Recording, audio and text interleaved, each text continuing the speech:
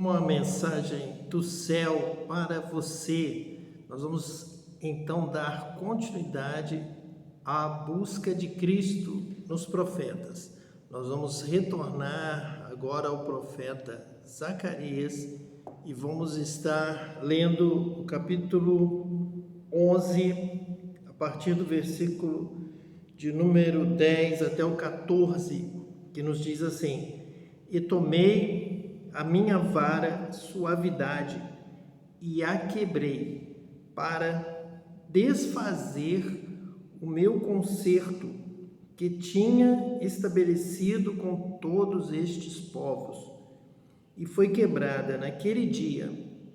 E conheceram assim os pobres do rebanho que me aguardavam, que isso era a palavra do Senhor.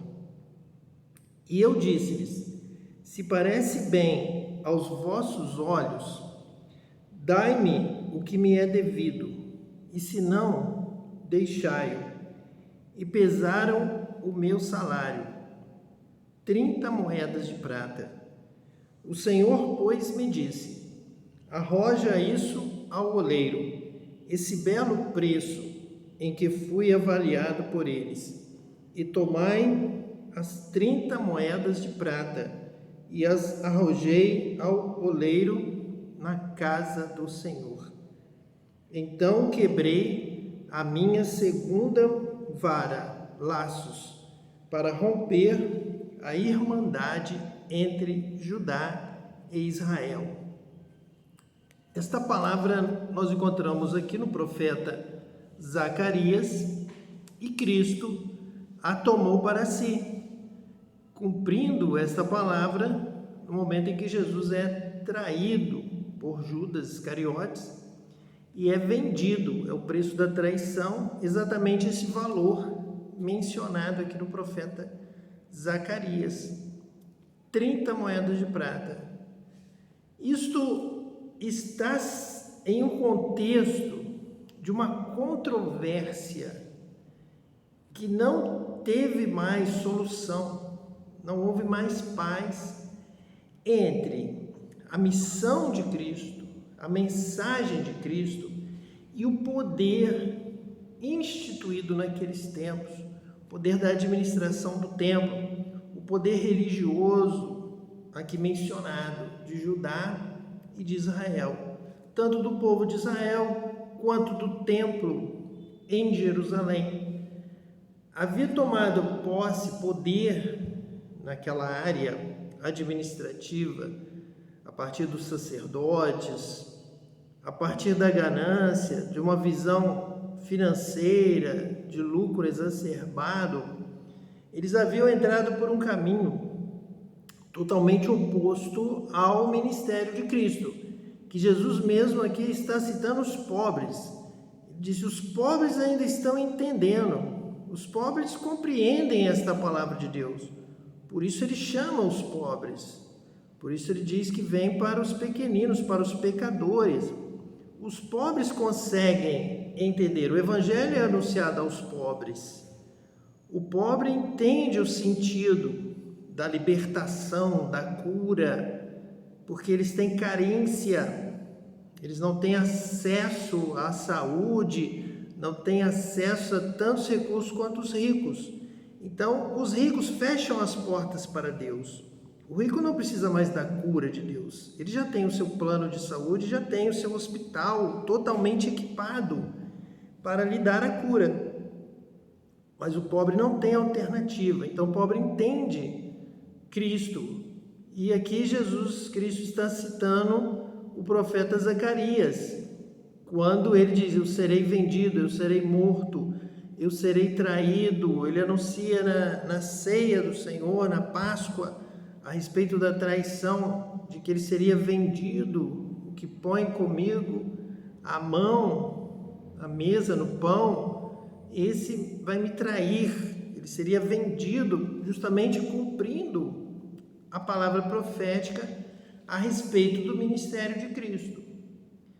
E nós vamos vendo que esta controvérsia entre o ministério, a missão de Cristo e o poder instituído em volta do templo, da religião judaica, da religião praticada naqueles dias, vão também cooperar com a palavra profética, com o cumprimento profético da rejeição da palavra de Cristo, do modelo apresentado por Cristo, modelo de conversão, de servir a Deus. Nós hoje em dia entramos em algumas casas de oração, alguns templos, algumas igrejas, em que todo o primeiro andar é um setor de vendas de alimentos, é uma cantina, é um bazar, e as pessoas são obrigadas a primeiro passar no andar térreo para ter acesso à nave do culto, do templo, no segundo andar. E todo o primeiro andar, ele está cheio de barracas, de vendas, de utensílios, de alimento, cada vez mais explorado. E o setor de oração, casa de oração para todos os povos, de adoração a Deus, de santidade, de estudo, de conhecimento da palavra, ficam em segundo lugar, ficam na dependência desse modelo novo, que na verdade ele é apenas uma recaída ao que era aqui no tempo de Jesus. Nós ministramos no culto, nós em alguns lugares, até distantes aqui do nosso, em que nós convivemos neste momento, onde isso não acontece, pela graça e misericórdia de Deus, mas em alguns lugares distantes, já tivemos oportunidade de passar, nós tínhamos o programa do culto, a realização do culto, com uma determinação, uma cobrança, para que não se estendesse muito, não ocupasse tanto tempo, porque ao final do culto haveria uma venda, haveria alimentos, haveria refeições, haveria cantina, e o culto não poderia prejudicar o momento decisivo, o momento final, que é o momento da venda, que era o momento da exposição das coisas. Então, nós temos verificado a mentalidade que é contrária à mentalidade de Cristo, é contrária ao ensino de Cristo, que vai nos dizer a respeito da oração, da unção, do batismo com o Espírito Santo, da santidade, da glória de Deus, buscar a presença de Deus, aprender dele, que é manso e humilde de coração, realmente valorizarmos a vida espiritual, a busca a Deus, o encontro com Deus.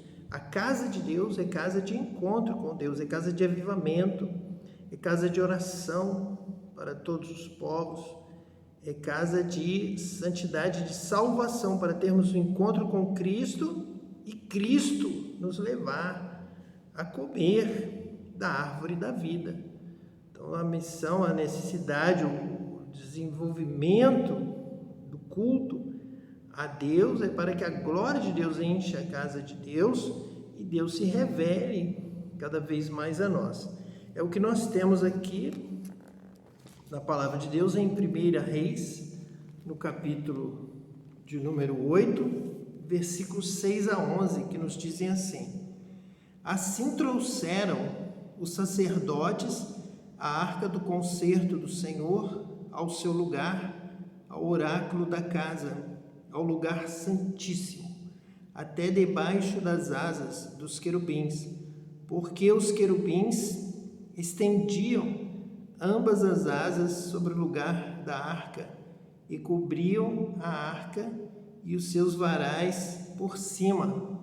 E os varais sobressaíram tanto que as pontas dos varais se viam desde o santuário diante do oráculo, porém de fora não se viam, e ficaram ali até o dia de hoje. Na arca nada havia, senão só as 2 tábuas de pedra que Moisés ali pusera junto a Horebe, quando o Senhor fez aliança com os filhos de Israel, saindo eles da terra do Egito. E sucedeu que, saindo os sacerdotes do santuário, uma nuvem encheu a casa do Senhor, e não podiam ter-se em pé os sacerdotes para ministrar por causa da nuvem, porque a glória do Senhor enchera a casa do Senhor. Então Deus aceitou a consagração de Salomão, segundo o propósito do coração de Davi, de se erguer uma casa ao Senhor, uma casa de oração para todos os povos. Salomão então consagra esta casa. É o lugar do pecador receber perdão, buscar a Deus, orar, do enfermo buscar a cura, daquele que estivesse pecado buscar o perdão, para que o estrangeiro também, que ouvisse falar a respeito das grandes obras do Senhor, também pudesse ir ali nos átrios da casa do Senhor e orar a Deus, para que os israelitas, mesmo que fossem levados cativos para uma terra distante, se lá na terra distante eles caíssem em si, se arrependessem e buscassem a Deus, eles poderiam orar voltados na direção daquela casa. Salomão fez uma consagração diante de Deus e Deus aceitou essa predisposição de Salomão para que então o povo de Israel, em qualquer nação, em qualquer parte da terra, buscasse o perdão de Deus voltado justamente para esta casa de oração, simbolizando a casa de Deus, e de onde estivesse, recebesse o perdão, recebesse um novo coração, recebesse o batismo com o Espírito Santo, o derramamento do Espírito Santo e força e poder para até retornar para a terra de Israel. Então, sempre houve essa tensão na interpretação entre casa do Senhor, casa de Deus, casa consagrada para Deus habitar, que seria semelhante a muitas outras casas, muitos outros templos de outras religiões e outras partes que também consagravam casas aos seus deuses. E houve quase que uma determinação, uma consagração especial de que a casa do Senhor em Jerusalém não era destinada à habitação de Deus, pois todos sabiam que Deus nunca habitaria numa casa feita por mãos humanas. Mas Deus aceitou de ser uma casa de oração, para que o homem e a mulher buscassem a Deus naquele lugar, uma casa consagrada. Quem pudesse, iria até aquele lugar. Quem não pudesse, não tivesse condição financeira, econômica, devido à distância ou qualquer outro fator, pelo menos orasse, voltado na direção da casa do Senhor. Então Deus aceitou e respondeu com a sua glória. A glória do Senhor encheu a sua casa, a casa consagrada ao seu nome, para que se tornasse, sim, corretamente, casa de oração, casa de avivamento, casa de encontro com Deus, casa de arrependimento, casa de louvor, casa de salvação, casa de conhecimento de Deus, da revelação da glória de Deus. E Deus confirmou isso com a sua glória e anunciou que o seu nome estaria ali. Quando Jesus chega, e nós encontramos esse texto em João 2, acabamos de estudar no ensino passado João, capítulo 1, em João 2, no versículo 13 em diante, Jesus vai até Jerusalém, estando próximo da Páscoa, nós vamos ler esse texto, e ali nós já vamos ver esta controvérsia que vai levar à venda de Jesus. Porque o que passou a existir entre os sacerdotes foi uma religião de comércio, uma religião voltada para o lucro. O que importava agora no coração daquelas autoridades religiosas era o quanto aquela religião, aquele templo, no centro de Jerusalém, que atraía tantos peregrinos, tantos turistas, tantas pessoas de outras nações, já naquela época, e ali podiam comprar, participar do comércio, trazer renda, trazer lucro para a cidade de Jerusalém, para os moradores, isso tomou corpo, passou a ser mais importante do que ser casa de oração. Então a mensagem de Jesus também vai ser rejeitada. Cristo será morto, crucificado, rejeitado, porque Cristo não se enquadrou no sistema administrativo do templo, do sacerdócio de Jerusalém na sua época. Então, houve uma desobediência, houve uma distorção na mensagem, na revelação de Cristo. Houve uma perda do entendimento de Cristo revelado nas Escrituras Sagradas por uma prática visando lucro. Hoje é clara a mentalidade contemporânea de que se nós temos um prédio, se esse prédio está localizado no centro comercial da cidade, então nós vamos também utilizá-lo para certas programações que irão render lucro, em que muitos poderão vender os seus produtos e teremos benefício.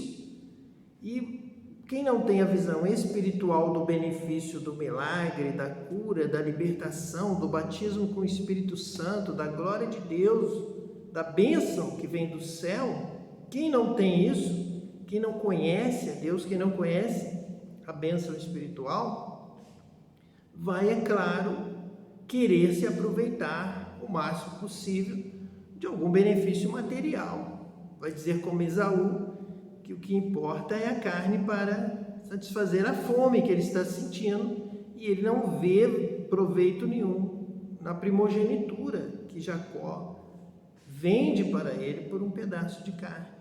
Esaú vende a primogenitura para Jacó. Esaú era o mais velho, embora gêmeos foi marcado como quem saiu primeiro, quem abriu a madre, considerado primogênito, herdeiro da bênção de Jacó, tanto material quanto espiritual, mas Esaú não vê sentido em bênção espiritual, não consegue enxergar o valor espiritual. É a figura do homem sem o Espírito Santo. Jacó é a figura do homem batizado com o Espírito Santo. Ele entende a riqueza de Deus, a riqueza eterna, a bênção de Deus. Então nós encontramos aqui o texto de João 2, a partir do versículo 13, que nos diz assim: estava próxima a Páscoa dos judeus, e Jesus subiu a Jerusalém, e achou no templo os que vendiam bois e ovelhas e pombos, e os cambiadores assentados, e tendo feito um azorrague de cordéis, lançou todos fora do templo, bem como os bois e ovelhas, e espalhou o dinheiro dos cambiadores e derribou as mesas. E disse aos que vendiam pombos: tirai daqui estes, e não façais da casa de meu pai casa de vendas. E os seus discípulos lembraram-se do que está escrito: o zelo da tua casa me devorará. Salmos 69, versículo 9.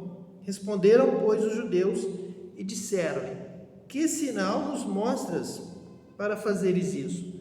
Jesus respondeu e disse-lhes: derribai este templo, e em 3 dias o levantarei. Disseram, pois, os judeus: em 46 anos foi edificado este templo, e tu o levantarás em 3 dias. Mas ele falava do templo do seu corpo. Quando, pois, ressuscitou dos mortos, os seus discípulos lembraram-se de que lhes disseram isso, e creram na Escritura e na palavra que Jesus tinha dito. E estando ele em Jerusalém pela Páscoa, durante a festa, muitos, vendo os sinais que fazia, creram no seu nome. Então, vejam que nós já mencionamos aqui no ensino anterior, no capítulo 1, no versículo 45, que diz: Filipe achou Natanael e disse-lhe: havemos achado aquele de quem Moisés escreveu na lei e de quem escreveram os profetas, Jesus, de Nazaré, filho de José. Então, os profetas, a lei, Moisés, já haviam sido aqui referendadas por Filipe, dizendo: nós estudamos, nós conhecemos a lei, conhecemos as palavras de Moisés, nós estudamos e conhecemos os profetas e sabemos que o Cristo está anunciado lá e já percebemos, já entendemos, já vimos, este é o Cristo. Ele está confirmando as Escrituras. E agora aqui, novamente, os apóstolos compreendem que no seu estudo das Escrituras, versículo 17, e os seus discípulos lembraram-se do que está escrito: o zelo da tua casa me devorará. Está nos Salmos. Então, todos eles estavam preparados para receber a Cristo, para compreender a Cristo, para aceitar a Cristo como Senhor e Salvador de suas vidas, para andar com Cristo, porque eles conheciam as Escrituras do Antigo Testamento, Salmos, Lei de Moisés e os profetas. Os três estão mencionados aqui, da mesma forma que lá no final do Evangelho de Lucas, Jesus abriu-lhes o coração aos discípulos no caminho de Emaús e mostrando tudo que a ele estava referido em Moisés, nos profetas e nos Salmos. Isso já está aqui também no início de João. Então, quando Jesus ressuscitou, está justamente mencionando Lucas 24:8, no caminho de Emaús, posteriormente os apóstolos na casa, quando Jesus encontra-se com eles, e Jesus se revela e diz que eles deveriam entender realmente o que é sobre ele, sobre a sua morte, sobre a sua vida, agora sobre a sua ressurreição, sobre o batismo com o Espírito Santo, ficar em Jerusalém até que do alto sejais revestidos de poder, porque assim estará se cumprindo as Escrituras sagradas que anunciam o derramamento do Espírito Santo, conforme Joel, conforme Ezequiel, conforme Isaías e todos os livros dos profetas. Então eles creram na Escritura. Versículo 22, quando diz: creram na Escritura e na palavra que Jesus tinha dito. Quando creram na Escritura, creram no que eles liam, porque a fé vem pelo ouvir a palavra de Deus, ouvir as Escrituras do Antigo Testamento, dos Salmos, dos profetas, da lei de Moisés. Então, depois da ressurreição de Jesus, como eles entenderam, eles creram na Escritura, que testificava justamente sobre Cristo, que é o caminho para a árvore da vida, para a vida eterna, para a salvação. E nós vemos aqui que Jesus está justamente purificando o templo, porque a palavra de Deus nos anuncia que a glória da segunda casa será maior do que a primeira. Então nós já lemos lá em 1 Reis 8 sobre a glória de Deus no templo de Salomão, e agora Jesus anuncia a segunda casa, Cristo, a igreja, nós como templo do Espírito Santo onde habita Deus, a glória de Deus na nossa vida, os milagres de Deus, o milagre de Deus em Cristo, o derramamento do Espírito Santo, o batismo com o Espírito Santo, o poder de Deus, Deus falando diretamente conosco. Esta é a glória da segunda casa, é a glória de Cristo, é o templo, é o corpo de Cristo. Ele falava do templo do seu corpo. É claro que nós podemos aqui trazer esta mensagem, dizer: a palavra de Deus nos chama de corpo de Cristo. Nós somos o corpo, ele é a cabeça da igreja, nós os seus membros, nós cheios do Espírito Santo, a glória da segunda casa, a glória de Deus sobre a sua vida. Que Deus te abençoe, que você receba já, seja batizado com o Espírito Santo e que a glória da segunda casa se manifeste na sua vida através da presença de Cristo. Deus te abençoe e toda a sua família. Em nome de Jesus, o Cristo.